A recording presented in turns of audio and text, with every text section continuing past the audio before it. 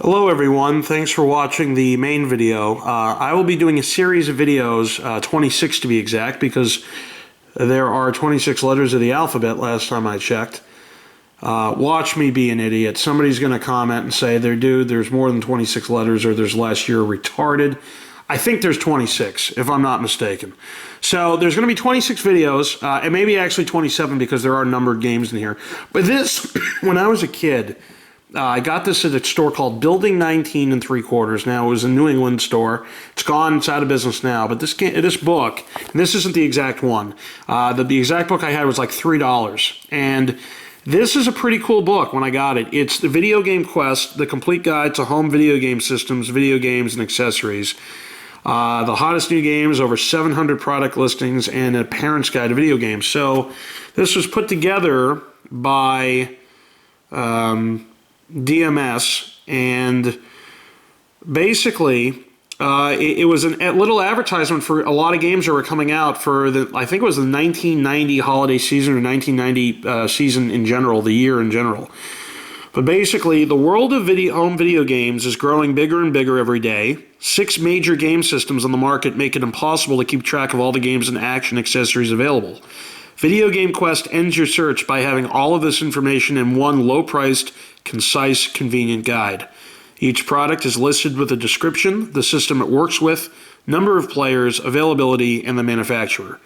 Video Game Quest contains an enlightening chapter covering the history and future of home video games, as well as a special guide for parents that provides suggestions and ideas to help creatively balance video games in the home. So let's open it up, and what we'll do is we'll take a turn back in time. It was in 1990, and basically there's 6 systems that it targets here. Okay, we'll hold this up. Are the Game Boy, Sega Genesis, Lynx from Atari, the Nintendo Entertainment System, the Sega Master System, and the NEC TurboGrafx 16. I find it very strange that they did not have Super Nintendo in here, and they did not have Game Gear, because Genesis is out, Game Boy's out. Sega Game Gear might not have come out by 1990, but they have these. So what we'll do is we'll go to the systems here, and we'll see what's happening. Now, this is the first 20 pages or so are actually a little, basically a history of the console wars, if you will, from the early 90s, late 80s, early 90s. There's chapters, let's see, it says prehistory, okay, past, present, future here. So prehistory, basically, the history of how video games became, it talks about Nolan Bushnell, so how he created Pong and how he created Atari, and then it goes to the first wave. Warner, like in 1976, Warner Communications bought Atari for $28 million. And then after that, Bushnell left to start a seemingly surefire enterprise called Chuck E. Cheese Pizza and Chuck E. Cheese Pizza Time Theaters. So there you go. Atari's dominating, the decline and fall of Atari, how Nintendo became what it was, the chapter on Nintendo. Okay, then you have the other guys like Sega, etc., etc. So anyway, let's go to the games, which is what we want to see. Parents' Guide, nobody cares about that, but in the early 90s they did. And let's go to the arcade action section. So here we go. What we'll do is we'll go to the numbered games, and then let's go to, we'll do A, B, and C, because this is going to be pretty, or we can go by section, actually. Let's see, how long is this section?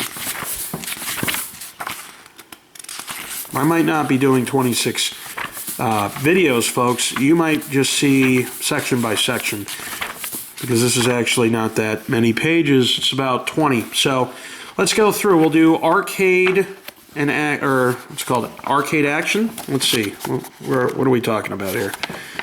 We are going to do, you get to see arcade action. So here we go. Let's talk about the games. Let me see if I can zoom in here.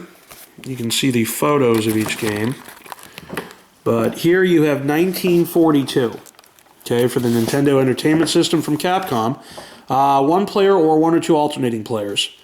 1942, you and daring fighter pilot Super Ace are engaged in realistic, thrilling, and challenging high-flying battles with the enemy.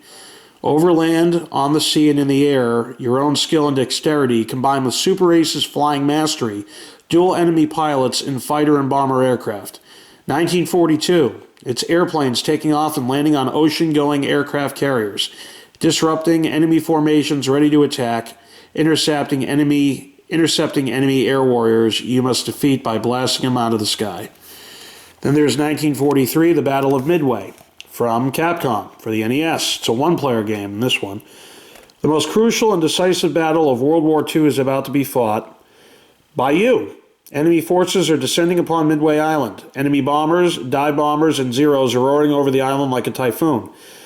The surrounding Pacific waters are teeming with enemy aircraft carriers. As the top gun of the Navy's most elite crew of fighter pilots, you must pilot your specially outfitted P-38 into the very midst of the enemy squadron.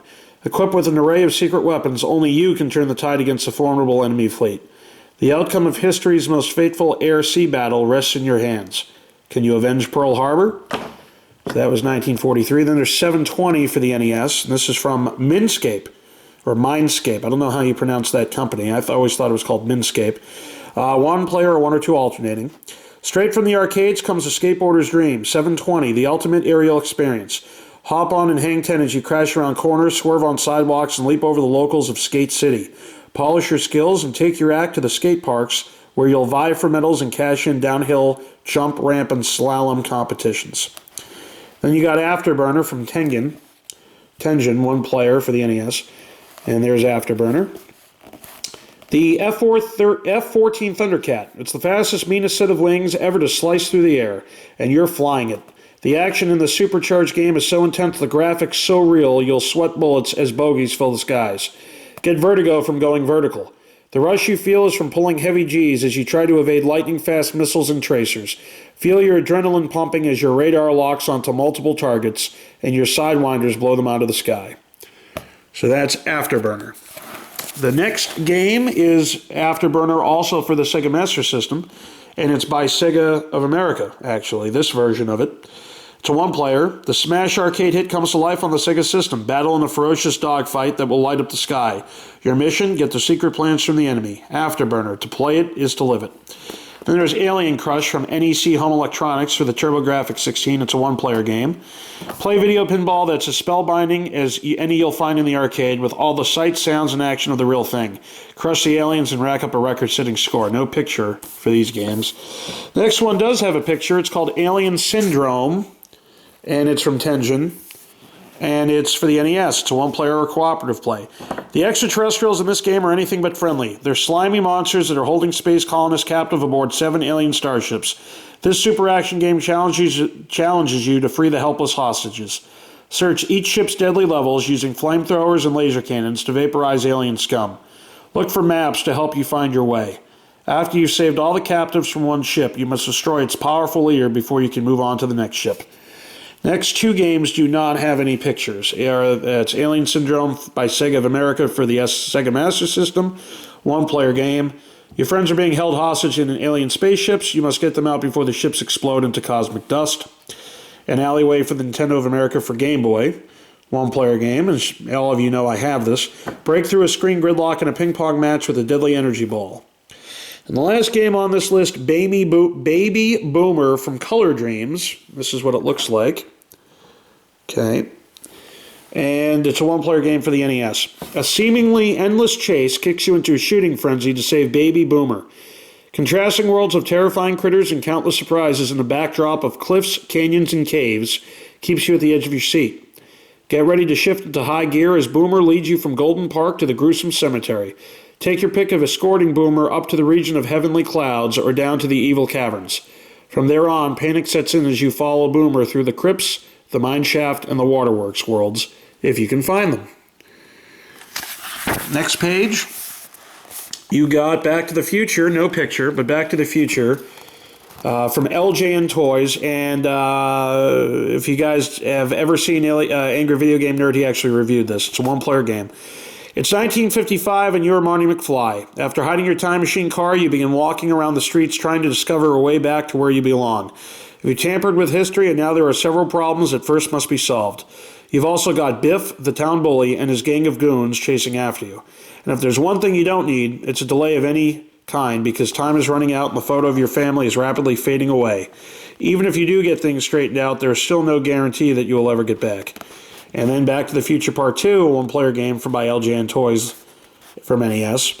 Just when Marty thought his time travels were behind him, along came Doc Brown with another adventure, but a bit different this time, because this trip would involve some serious time jumping, back and forth and back again. The most important thing to remember is that you now have the opportunity to follow up history on 3 levels, the past, the present, and the future. And anything that you do in one level could directly affect what happens in the other 2. And you have to deal with the time continuum, Marty clones, and some of the toughest time challenge puzzles you'll ever see. Bad Dudes, this is what it looks like, by Data East USA for an NES, 1 player, 1 or 2 alternating. The president has been kidnapped. Armed with knives, shurikens, and nunchucks, the bad dudes must take to the streets and fight their way through ninjas, dogs, and heinous enemies to rescue the prez. So this is almost like the prequel to Streets of Rage, even though one has nothing to do with the other. It's like the first beat-em-up game, aside from Double Dragon, the Streets of Rage type game, Bad Dudes. And the last 2 games on this list do not have any pictures. Balloon Fight from Nintendo of America for the NES, 1 player, 1 or 2 alternating. Grab a balloon and join the fight. Your enemies have taken to the air with their own balloons and are attacking you from the sea and land. Multiple levels bring greater challenges and extra points. And then there's a game from Nintendo called Blockade for the Game Boy. It says under development. It's a 1-player game. So we're going to stop here. What we're going to do is there may be 26 videos, there may be 52. I don't know how it's going to work. But we're going to do 2 letters and then a preview of the 3rd letter. So we just did the numbered. We did all of A in this section and the first part of B. And when we return next week, we will be doing the rest of B, C, D, and a preview of E. So, guys, thanks for watching. We'll see you next week.